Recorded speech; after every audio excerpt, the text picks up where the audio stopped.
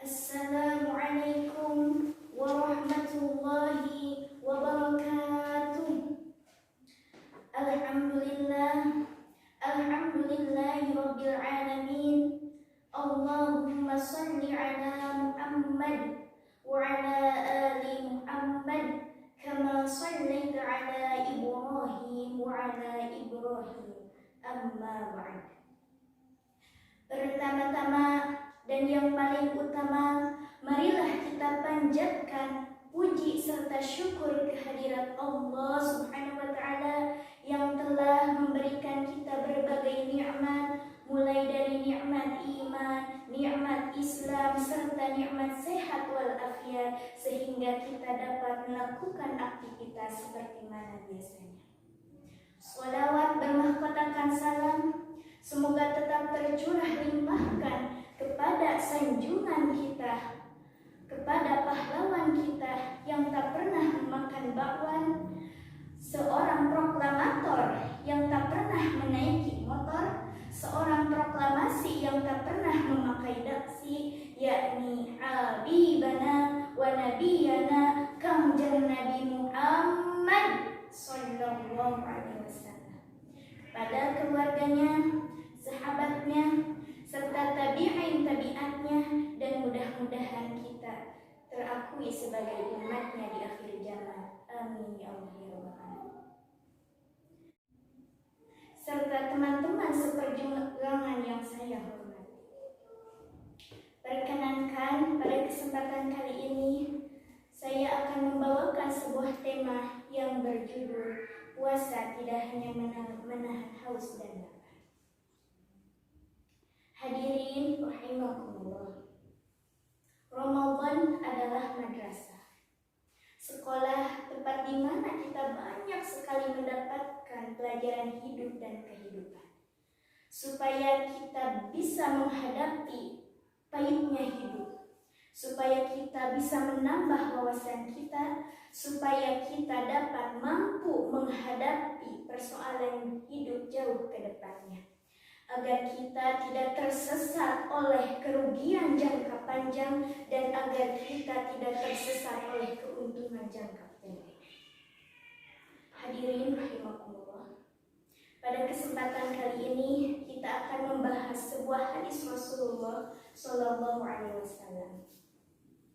Hubbus shaimin hubbuhu min siyamihi al-ju' wal 'atsh. Betapa banyak orang yang berpuasa, tetapi hanya haus dan lapar yang mereka dapatkan. Ramadan memberikan kita banyak pelajaran. Lalu pelajaran apa yang Ramadan berikan bagi kita? Yang pertama, Ramadan memberikan kita pelajaran untuk sabar, ulet, dan tahan uji.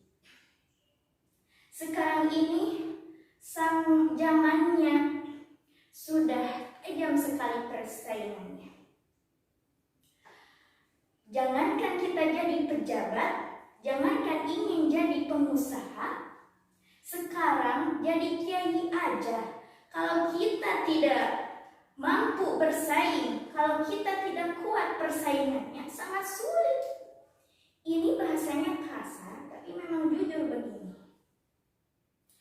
Karena tajamnya persaingan, ketika orang sudah tidak punya kesabaran, ketika dia pengen kaya, dia tidak berusaha dan doa saja, tetapi dia malah memakan uang rentan, dia malah menipu orang, bahkan yang paling parahnya, dia membuka peternakan tuyul. Itu sangat miris sekali. Oleh karena itu, Ramadan memberikan pelajaran bagi kita untuk sabar. Ketika haus mencekik tenggorokan, ketika lapar melilit perut, jangan dulu buka puasa kalau belum maghrib berkumandang. Sabar, karena ada waktunya. Karena kita bangsa Indonesia ini adalah bangsa yang sangat kuat. 350 tahun kita dijajah, susah kita untuk hidup. Selesai penjajahan tidak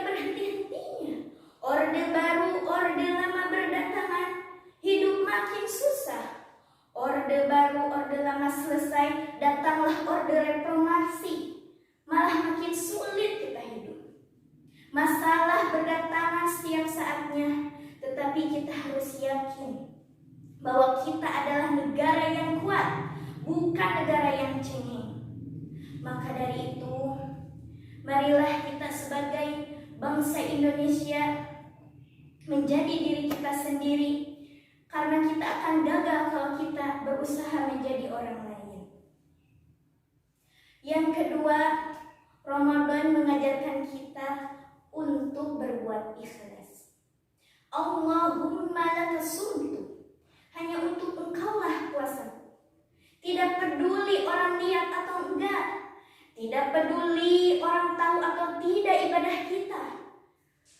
Maka dari itu, Ramadan disebut juga dengan ibadah sirriyah. Ibadah yang abstrak, ibadah yang boleh tahu hanya kita dan Allah saja. Contohnya begini. Ada seorang pria yang mau berangkat ke masjid jam 8 pagi misalnya. Sudah mengenakan sarung, sudah mengenakan jas, dan menggunakan peci yang keren. Padahal sholat zuhur itu jam 12 misalnya. Yang jadi pertanyaannya itu, apakah dia akan mendapatkan pahala dengan berangkat ke masjid pagi-pagi itu? Ntar dulu. Kita harus tahu niatnya itu bersih atau tidak, niatnya ikhlas atau tidak. Ataukah karena gara-gara dia pergi ke masjid itu mau pameran sarung, ataukah ada janda di samping masjid itu? Karena di samping niat itu selalu ada saja riya yang mengikutinya. Karena riya itu adalah penyakit batin. Bahkan Imam Ghazali pun pernah mengatakan bahwa penyakit yang ada pada diri manusia itu ada dua. Yang pertama adalah penyakit lahir, yang kedua adalah penyakit batin. Ada dua perbedaan antara penyakit ini. Yang pertama, kalau penyakit lahir itu kita lebih tahu daripada orang lain. Sedangkan penyakit batin, orang lain lebih tahu daripada kita. Penyakit lahir itu contohnya seperti stroke, serangan jantung, itu kita lebih tahu daripada orang lain. Sedangkan kalau penyakit batin, misalnya itu sombong dan riya, orang lain lebih tahu daripada kita. Maka dari itu, penyakit lahir itu akan merusak kita di dunia saja, akan membuat mati kita di dunia saja. Tapi berbeda dengan penyakit batin. Penyakit batin itu ya menyengsarakan kita di dunia dan akan merusak kita di akhirat nantinya. Na'udzubillah, summa na'udzubillahi min dzalik. Maka dari itu, mudah-mudahan kita semuanya tidak ada penyakit lahir dan penyakit batin dalam diri kita.